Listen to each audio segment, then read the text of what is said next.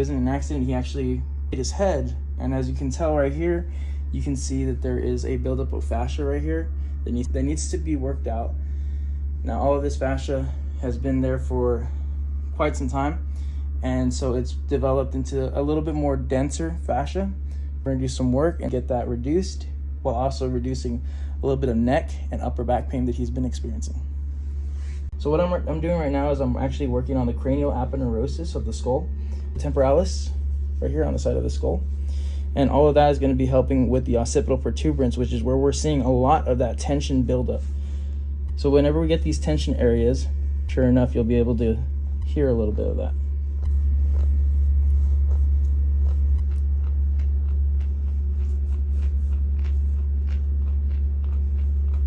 Now, all of this is just tension in the sheath of fascia that pulls all of this, and a lot of the tension is actually over here on the occipital protuberance of the skull. You can really hear some of that tissue being broken up.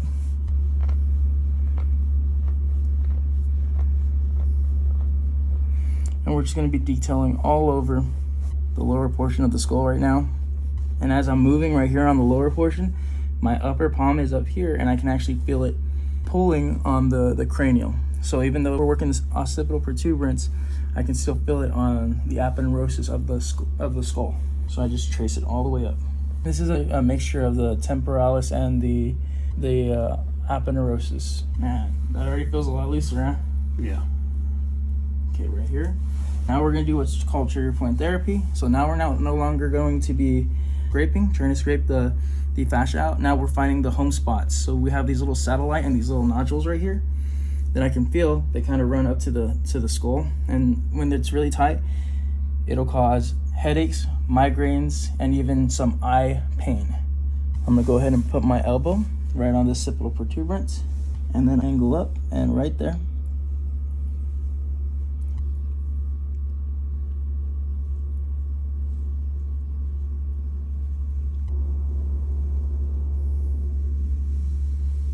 Ooh,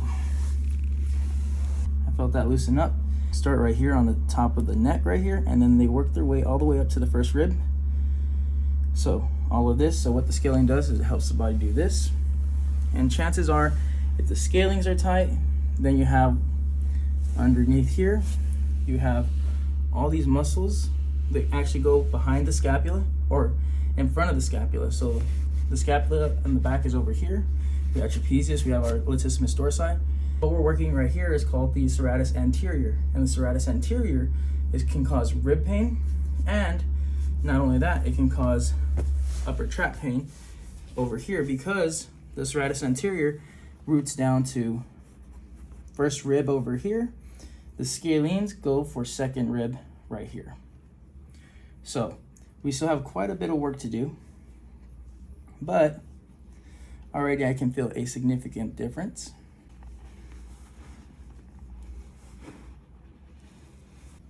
Now I'm gonna need my little gua sha tool. So I'm gonna come in with this, and we're going to scrape it just a little bit to kind of clean up some of these nodules that we're feeling up top.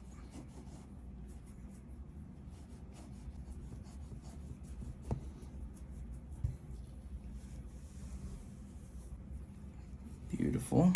Before I continue on to the serratus anterior root, I'm going to work on a scalene insertion point. The root for the origin is up here, right by, I want to say it is C1 through C2 and C3. So we're going to go through, we've already worked all this, so we're going to go in here. And I'm going to try to see if I can find the root. There it is. And as I'm working it here, I can feel it being pulled up top. Right there. I'm gonna work with my hand right here. And there it is right there. Now, what I'm doing is I'm actually putting pressure up, and as I'm putting pressure up from here, I'm putting pressure down from here to forcing it to get a deeper stretch, and then I work back and forth as such. And what this forces the muscle belly to do is it forces it to be in a parasympathetic response with this motion, And what that parasympathetic response means is it forces the muscle to relax. So if you ever have a cramp, this is a technique that you can do on yourself for your calves, forearms, if it's in your quad. Yeah, I've done it for UFC fighters, and I've done it plenty of times during live practices and all of that. And it's helped out tremendously. So now that I feel that relax, feels good, work straight through here. And see the little bit of a ball right here? It's probably all the tension on the scalenes. It kind of caused a lot of this tension to build up, and it also pulls on the trapezius. But again, remember, we're gonna work that serratus anterior, which this adds up to that. So I'm gonna go in right here, pull this way, 1, 2, 3. And again, I'm trying to work that serratus anterior muscle. Boom. Trapezius is more light, it's more on the top area. So right here, this is more trapezius. We're digging in deep, and we're working those deeper muscles, which is the serratus anterior. 2, 3. There we go. Boom, just like that. So now I'm gonna do the same thing. So I'm gonna raise up this arm. We're raising it up, and already I can feel a major difference. This arm's already starting to feel loose. And we're gonna come right here to the front. So we're gonna go through all the rib insertions right here, and we're gonna work them. And you see all the work that we're doing, all of the serratus anterior, if you can relax it correctly, you can feel a lot of tension release in the upper back without even touching the upper back. I'm going all the way up. You feel that one, bro? Yeah. And right here, we're going to have latissimus dorsi and serratus anterior, both kind of adhesifying right there, which is that ball that we're feeling. So what I'm gonna do, I'm gonna put this guy right here.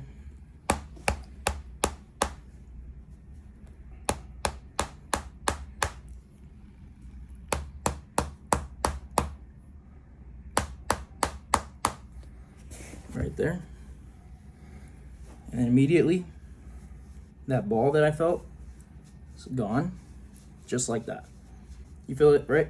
How it feels more relaxed now? Yeah. Boom. Now I can feel a little bit of tightness in there still, but that's normal. That's normal stuff. And this is more of the normal tension that I'm used to feeling. There it goes. And just like that, it released. We're gonna detail all of this. Now that we've released all the tension in the scalenes, the serratus anterior, the trap, we're gonna come in one more time and start polishing up. Now remember, all of this is scar tissue that's been there for quite some time.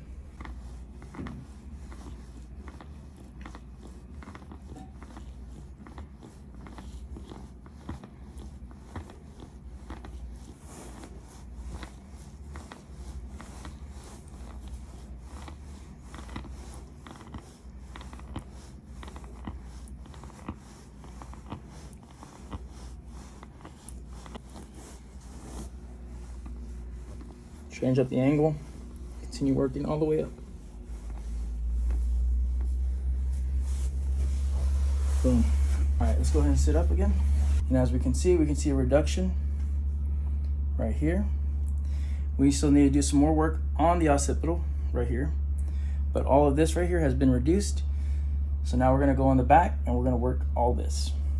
So now we went face down. We're continuing on the work, and we're working all over here on the occipital. As you can tell, there was already a major reduction, but now we're just gonna clean up all of this scar tissue that's kind of been here for forever. And honestly, if you look at that, you can already tell a huge difference.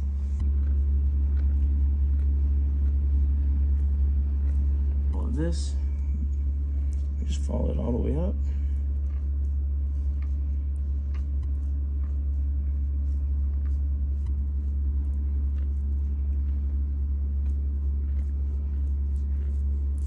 Just like that.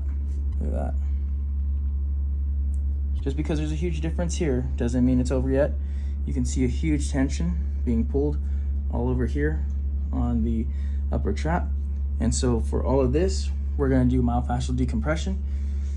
And we're gonna go ahead and put all the cups right here. And basically what the cups are doing is they're pulling apart the muscle, and they are going to decompress the fascia. So fascia, when it's compressed, it's been tightened like this for a long period of time. And if we run our elbow over it or our knuckle, it's just gonna move. And whenever I roll over it again, that nodule's still gonna be there. So we need something to pull it apart. And that's what we're gonna do. We're gonna do myofascial decompression, AKA cupping. So as you can see, we are cup the serratus anterior. That is our main focus for today. So I am following where the serratus anterior would be putting tension on the body, and especially on that neck. And while that is going on, I'm also gonna start working on this portion right here, because this portion's already gone down quite a bit, but this right here is still a bit up. So we're gonna work on that.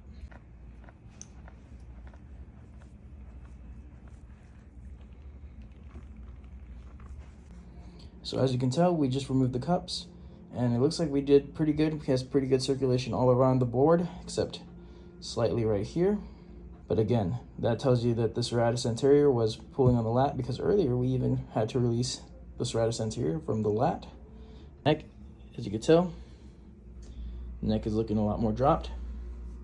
The head's looking more even, but we're gonna go ahead and stand up and see how it looks. And as you can see, there still is a slight, but it is crazy of an improvement.